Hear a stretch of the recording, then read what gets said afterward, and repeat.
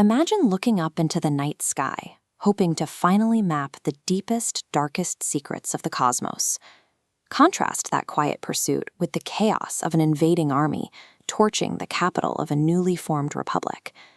Or picture a morning newspaper claiming the incredible discovery of lunar civilizations, while half a world away, a scientist isolates the microscopic killer behind history's deadliest plague. These events span vastly different eras and disciplines, yet they share an exact calendar date, August 25th. We usually view the transition from ancient empires to our current reality as a long, blurry slog. The timeline stretches out so far that it becomes difficult to see exactly when and how the old rules broke down. But if we compress our view to just this single date, extracting a core sample of events occurring between the years 1601 and 1900, the blur sharpens. Looking at this timeline spanning 3 centuries, we can trace 3 distinct forces that actively dismantled the old hierarchies and engineered the modern era. For millennia, political borders were mostly static, dictated by dynastic bloodlines and ancient crowns. But between 1601 and 1900, a fuse was lit across the global map. The creation of new states was highly volatile.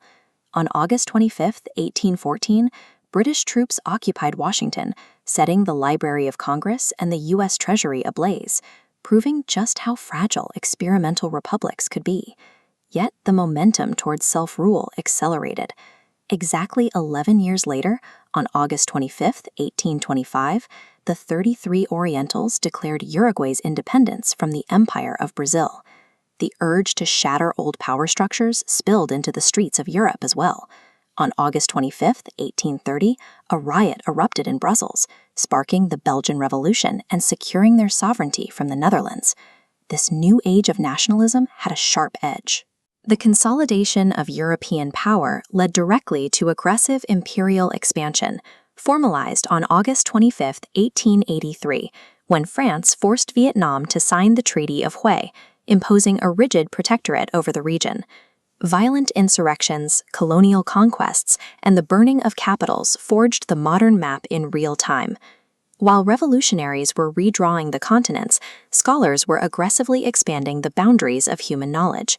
On August 25, 1609, Galileo Galilei presented his first telescope to Venetian lawmakers, providing the physical tools necessary to prove that Earth was not the center of the universe. The literal engineers of the coming industrial age share this date as their birthday. James Watt, whose steam engine designs mechanized human labor, was born on August 25, 1736. 55 years later, Michael Faraday was born, bringing us the principles for harnessing electricity. By the end of the 19th century, that empirical lens turned from the vast machinery of the cosmos down to the microscopic scale. On August 25, 1894, the infectious agent behind the bubonic plague was finally identified. Physician Kitasato Shibasaburo isolated the bacterium that had decimated populations for centuries, stripping the disease of its supernatural terror and reducing it to a biological mechanism. Tracing this single date reveals a definitive transition. Humanity ceased accepting disease and celestial movements as the whims of the gods and began demanding empirical mastery over the physical world. With basic survival increasingly secured by new technologies and citizens coalescing into organized nations, a massive vacuum opened for something previously reserved for the elite: mass entertainment. On August 25, 1835, the New York Sun published The Great Moon Hoax's first installment, a meticulously detailed, entirely fake series of articles claiming astronomers had discovered bat-winged humanoids living in lunar forests. The public bought it entirely. It demonstrated that industrialized printing presses and a literate populace could be leveraged to create a global sensation out of thin air. This appetite for spectacle extended to the wild frontiers. On August 25, 1823, fur trapper Hugh Glass was brutally mauled by a grizzly bear in South Dakota. His subsequent survival track became a sensation, establishing the archetype of the celebrity survivalist. And the physical limits of the human body became a spectator sport.